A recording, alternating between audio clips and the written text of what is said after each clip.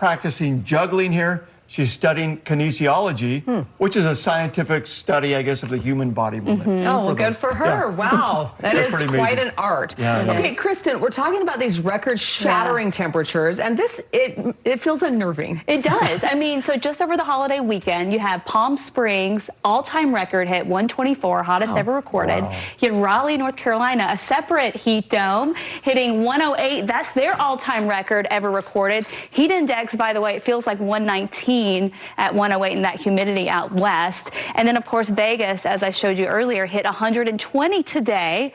120 degrees is the all-time record for Vegas, too, beating the old record of 117. And that is the dome of heat that's going to be pushing into Utah. And we're already starting to see the temperatures creep up in southwest Utah, too. Right now, we're still in the low 80s in Salt Lake, but Vegas still at 111. It's 107 in Phoenix right now. And you still have 90s over in the Portland, Oregon area, which is very hot for this time of day. And then temperatures in the low 80s for the Wasatch Front tonight. We'll get those lows in the 60s. So this is not so bad, Jeff, for northern Utah. Southern Utah, you're still hanging on to 102. You had a high of 112 today. In St. George, we're going to go even hotter than that almost every day next week.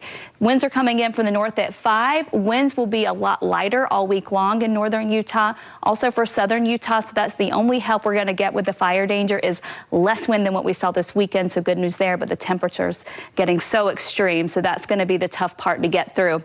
Salt Lake tomorrow, 66 at 7 a.m., 9 a.m., 75. We're at 90 by 1 p.m. And then we start to get into the low to mid 90s in the afternoon. So it will be a little bit warmer tomorrow than it was today.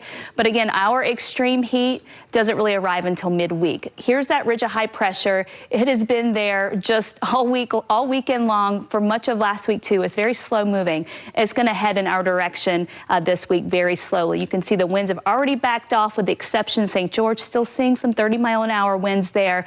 Those will subdue tonight. Watch the high pressure ridge as we go through next week. This is tomorrow. Still not quite here yet in northern Utah.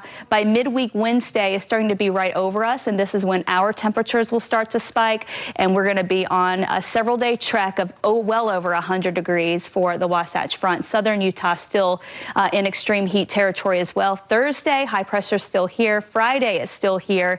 Even next weekend, it's not moving much. We get a few clouds here and there. We still have this high dominating us. It doesn't look like we start to really shift behind it until late Sunday, Monday, and even then, we have triple-digit heat for northern Utah extending into next Monday as well. So it is going to be a long, hot week for us. Central Utah in the low 90s tomorrow, lots of sunshine. Down in southern Utah, sunny skies, temperatures well into the triple digits there as well, and we're going to see those temperatures up near 115